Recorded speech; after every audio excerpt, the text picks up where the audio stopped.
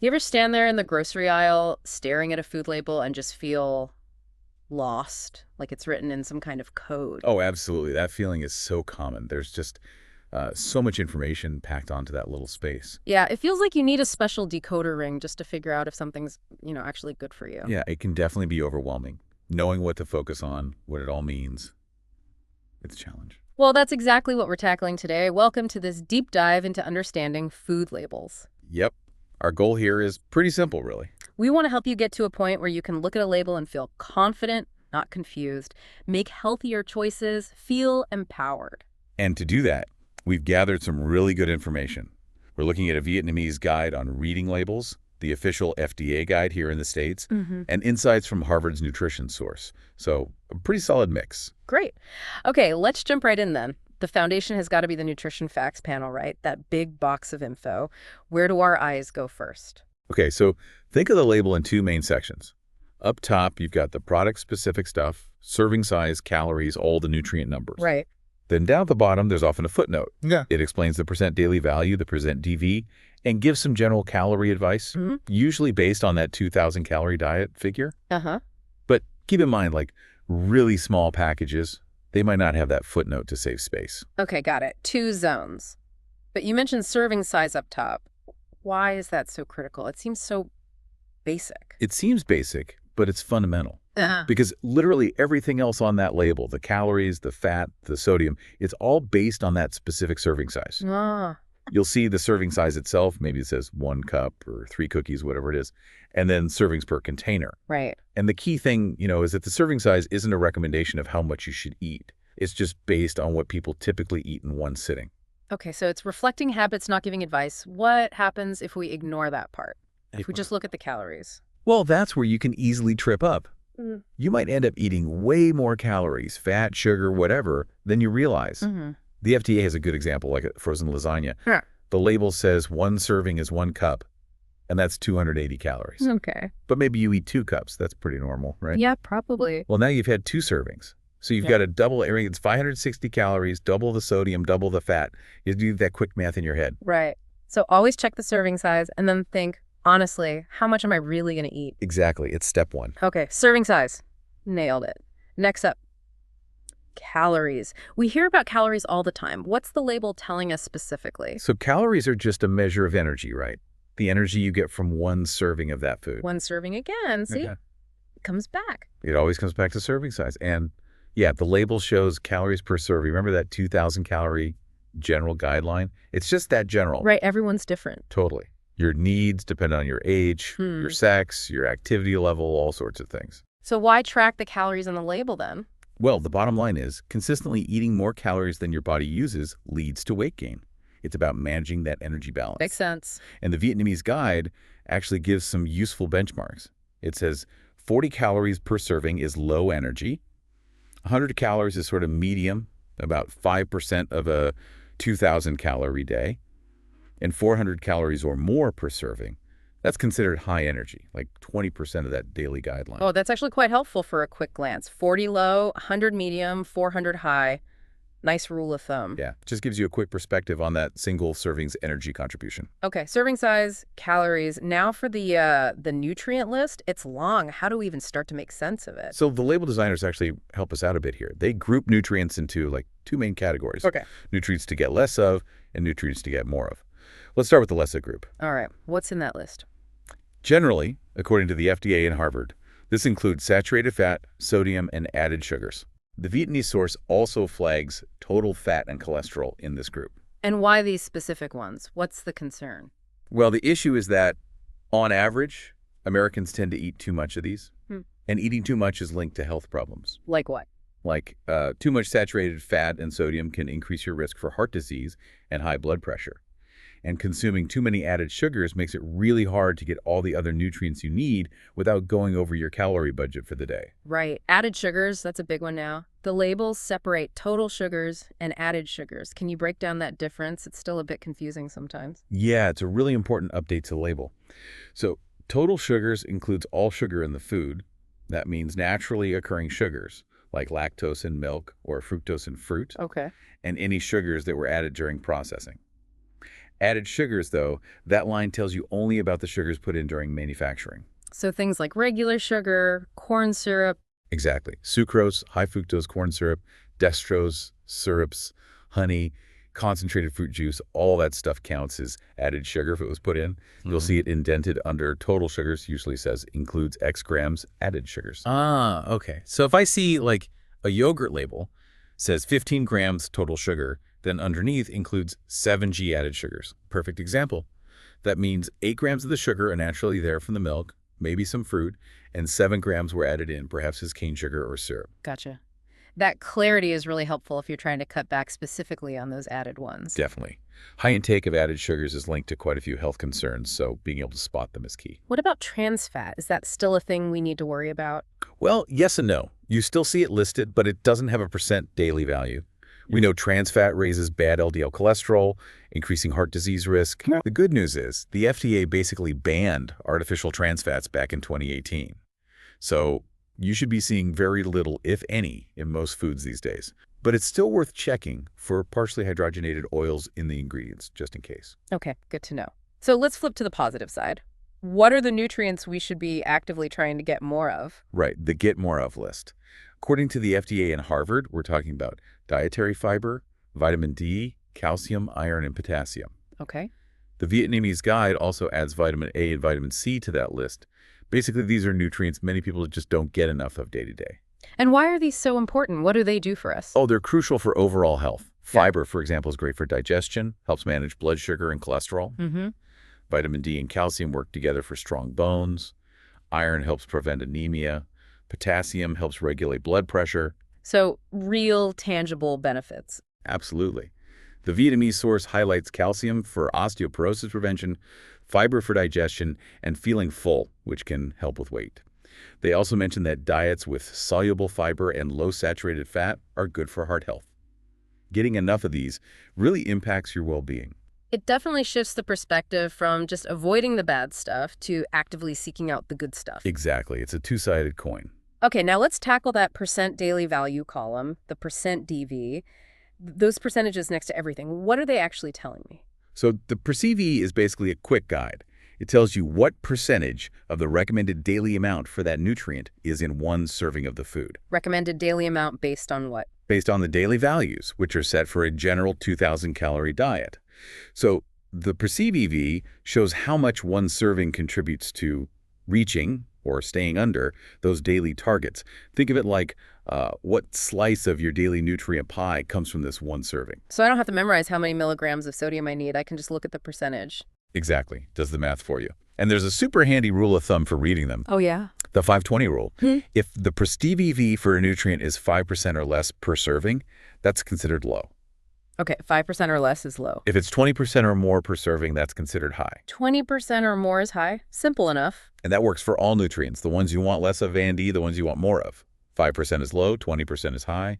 The Vietnamese guide mentions this rule too. It's a great shortcut. That is useful. Can you give an example, like back to that lasagna? Sure. So the FDA lasagna label shows, I think it was 37% DV for sodium in one serving. Okay, 37%. That's definitely over 20. Way over. So using the 520 rule, you immediately know one serving is high in sodium. Yeah. Now think about eating 2 servings. That's 74%. Wow, almost 3/4 of your whole day's sodium limit in one meal. See? That Perceive puts it into perspective really quickly. It shows how fast things can add up. Okay, that really makes the case for using the percent DV. How else can we use it? Is it just for high-low checks? No, it's actually pretty versatile. You can use it to compare similar products. Just make sure the serving sizes are comparable first. Right. Compare apples to apples or lasagna to lasagna. Exactly. You can also use it to check out those claims on the front, like reduced sodium or a good source of fiber. The Prestige tells you the real story. And, it helps you make trade-offs during the day. If you have something high in, say, saturated fat for breakfast, the Prestige can help you choose lower sat fat options for lunch and dinner to balance things out. So it helps you manage your nutrient budget for the day. Perfectly put. Are there any nutrients that don't have a perceived DV? Yes, a couple. We mentioned trans fat doesn't have one. Total sugars also don't have a perceived EV. Why not total sugars? There just isn't an established daily value for total sugars because recommendations focus specifically on limiting added sugars.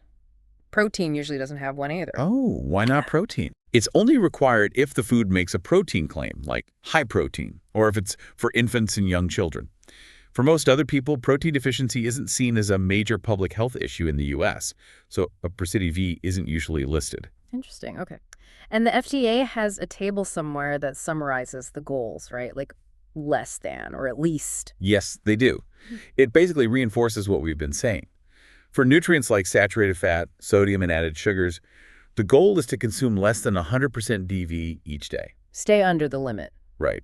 And for the beneficial ones, fiber, vitamin D, calcium, iron, potassium, the goal is to consume at least 100% DV over the course of the day. Reach the target. Exactly.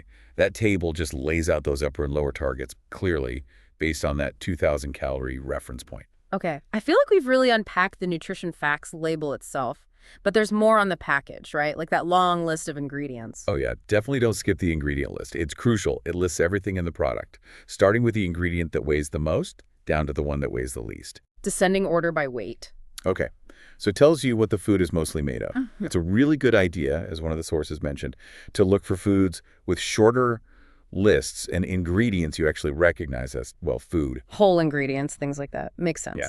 And you mentioned added sugars earlier. The ingredient list is where we have to play detective to find all their disguises, isn't it? Absolutely. Sugar hides under so many names. You've got the obvious ones like sugar, brown sugar, honey, maple syrup. All right. But then there's sucrose, high fructose corn syrup, dextrose, maltose, corn syrup solids, evaporated cane juice, agave nectar, molasses, turbinado sugar. The list goes on. Wow. Becoming familiar with those aliases really helps you spot added sugars, even when the word sugar isn't obvious. It's like cracking the code. Definitely need that decoder ring sometimes. What about all those claims on the front of the box? Low fat, high fiber, natural. How much attention should we pay to those? The front of package, or FOP, labels. They can be useful for a quick scan, but you have to be careful. Why is that? Well, many are voluntary marketing claims. They can sometimes give a misleading health halo if you don't also check the full nutrition facts panel on the back. So they highlight one good thing, maybe. Exactly. Now, some claims are regulated by the FDA. There are health claims that link a food or nutrient to reduced disease risk, like calcium and osteoporosis. Those are reviewed. Okay. And nutrient content claims like low sodium, high fiber, reduced fat, those have specific definitions. But even then, well, take that high fiber cereal example. It might be genuinely high in fiber, which is great, but if you flip it over, you might find it's also packed with added sugars. So the claim is true, but doesn't tell the whole story. Gotcha. So the front is the advertisement, the back is the facts. Pretty much. Yeah. And watch out for unregulated terms like natural or multigrain. They sound healthy, but don't have strict legal meanings. Natural doesn't mean organic or even necessarily healthy. Right. And sometimes, as we heard, those low-fat or fat-free products might have extra sugar added to make them taste better, so you trade one thing for another. It really pays to read the whole label. It does. Interestingly, some countries, like Chile, actually mandate warning labels on the front, big black signs saying high in sugar or high in sodium. Really? Like a warning? Yeah. And research suggests they're actually quite effective at nudging people towards healthier options. Fascinating. Okay, one last packaging thing. Those dates. Sell by, best by, use by. What's the deal with those? Are they safety dates? Mostly they're about quality, not safety. For shelf-stable foods anyway. Sell by is for the store tells them when to take it off the shelf. Okay. Best by, or best if used by, is the manufacturer's estimate of when the product will have the best flavor and quality. So it might still be okay after that. Often, yes, especially for non-perishables. The quality might decline a bit, but it's usually still safe if stored properly. Use by is the one to pay a bit more attention to, especially for perishables like meat and dairy. That's the last date recommended for peak quality. But again, for many foods, it's not a hard safety cutoff. Good to know. Less food waste, potentially, if we understand them better. Exactly. Okay, let's shift gears a little. Our sources also touched on organic and GMO foods. Let's start with organic. When we see that USDA organic seal, what does it actually mean? So organic generally means the food was grown and processed following specific rules that emphasize natural methods. Like what kind of rules? Things like using natural seeds, building soil fertility with compost and crop rotation instead of synthetic fertilizers, using natural pest control methods, and strictly avoiding synthetic pesticides, hormones, antibiotics, and GMOs. It's about the whole system. And that USDA seal is one type of certification. Right. In the U.S., the USDA organic seal means the product has at least 95% organic ingredients and meets all the production and handling standards. It also bans most synthetic preservatives. Are there other organic labels? Yes, definitely.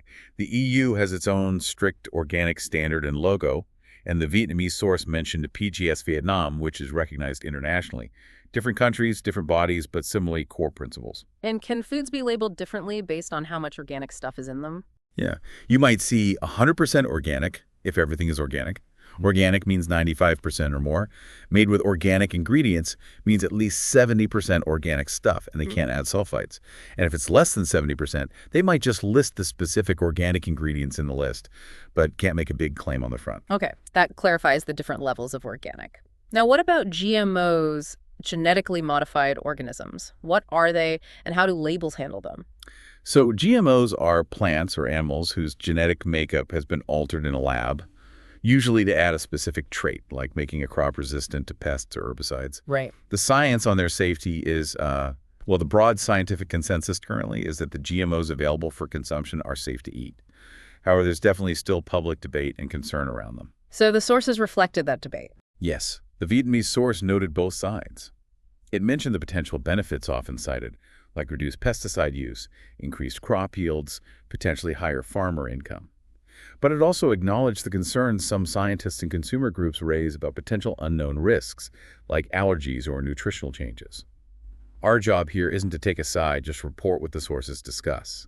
Understood. Is there any way to tell if produce specifically might be GMO from its label, besides a specific bioengineered food label, which is becoming more common in the U.S.? Vietnamese guide mentioned an interesting, though perhaps not foolproof, tip using the PLU code, that little sticker on fruits and veggies. The price lookup code. Yeah.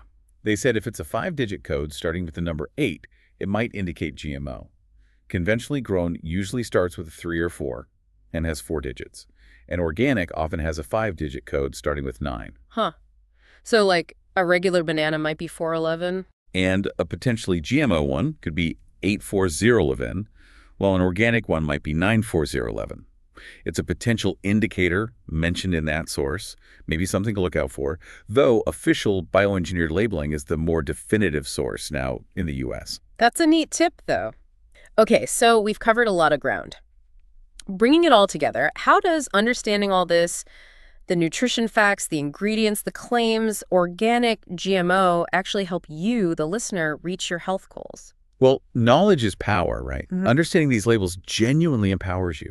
It lets you see past the marketing and make informed choices that actually align with what you want for your health and your diet. It moves you from being confused in the aisle to being confident. Exactly. Yeah. You can compare products effectively, identify foods higher in nutrients you need more of, spot hidden sugars or sodium, and just generally feel more in control of what you're eating. It directly supports building a healthier eating pattern. Totally. So quick recap then.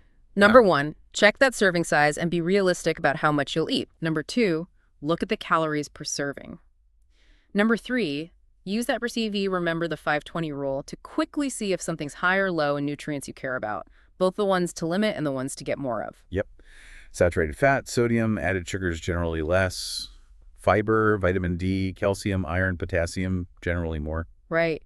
And don't forget to scan that ingredient list. Look for real food. Watch for those hidden sugars. Be skeptical but informed about front-of-package claims. And we touched on what organic labels mean and how to potentially spot GMOs or look for bioengineered food disclosures. So a final thought for everyone listening.